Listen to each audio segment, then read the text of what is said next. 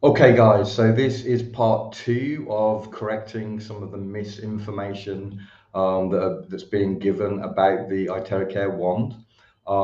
So part one I did with my friend and colleague Victor Cazzetto, and we talked about the incorrect information being given about being claimed that the wand um, can shoot the frequencies across any amount of distance, which is just not true.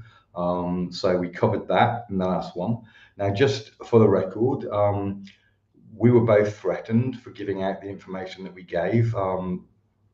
We were threatened with termination, but not by the company, but by some of the people who are putting this false information out.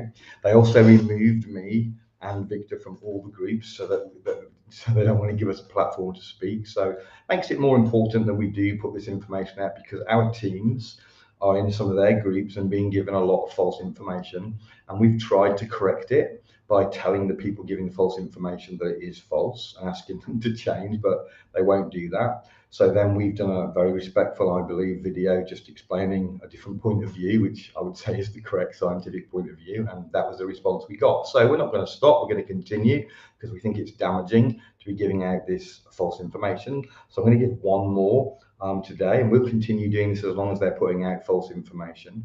So I'm going to share my screen just for a second. Let's move that over here, I think. So this bit of false information was being given by Ricky Brandino, one of the top leaders in the company. And he's in this conversation, in a group conversation where he's teaching my team, who are questioning what he's saying because they don't think it sounds right, but he assures them it is. And what he says in the middle there, I don't know, hold on, let me see if I can get my, here we go. He says, of the wand, he says it puts out no EMF. Okay, so the wand puts out no EMF. That's what he claims. Well, that is a ridiculous claim. Every single electrical device, and the higher the power, the more EMFs it's going to put out. It's an electromagnetic field. It has to produce that. It's impossible for it not to. So again, it shows a complete and utter lack of understanding of the product, which is fine as long as you're not training and teaching people. But if you're training and teaching people and won't be corrected, then something has to be said. I've actually personally told Ricky that this isn't true in the past, but he insists on saying he's not the only one. There are others out there saying there's no EMF. Um, he's confused with radiation. Because there is no radiation, and PRIVE have put out the certification that there's no radiation.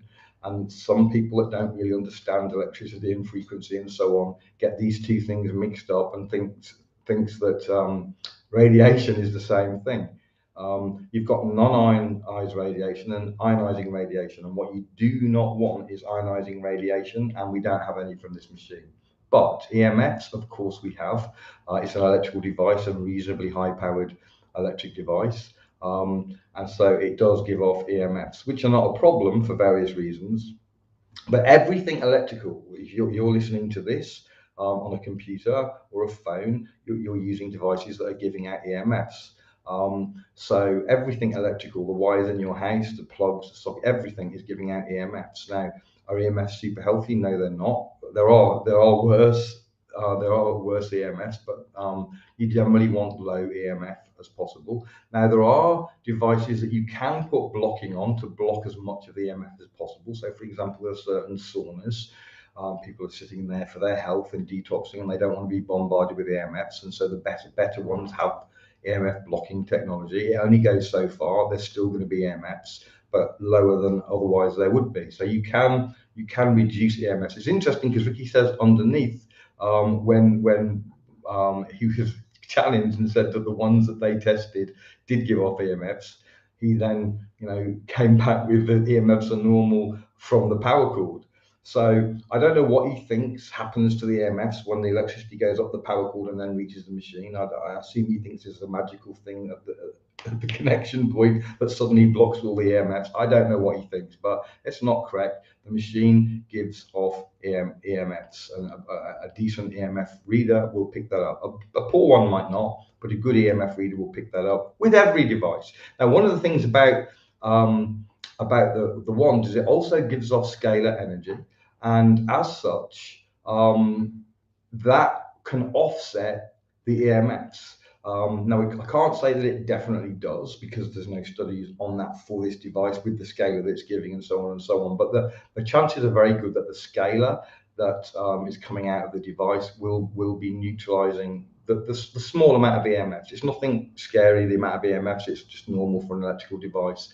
You might not want, when you're wanding yourself, you might want to consider, for example, not having the cord lying over your body. It's not high EMFs, but you don't want really any. So if you can avoid having the cord lying over your body while you're wanding yourself, then that's probably a good idea.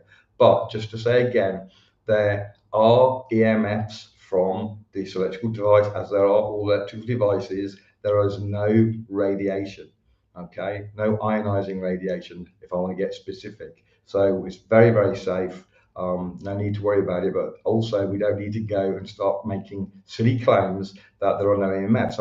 And why it's a problem is if you make that claim and then somebody tests it and finds that there are EMFs, then they're not going to trust another word that you say. I've had a number of people looking at the ones that have been put off because they've been told there are no EMFs and then they've discovered there are. And they then think, well, I can't trust anything I'm being told on this, and that's fair enough. So just make sure that you're getting your information from reliable sources. And sadly, many of the leaders in the distributors in this company are, even those that set themselves up as experts, and Ricky doesn't.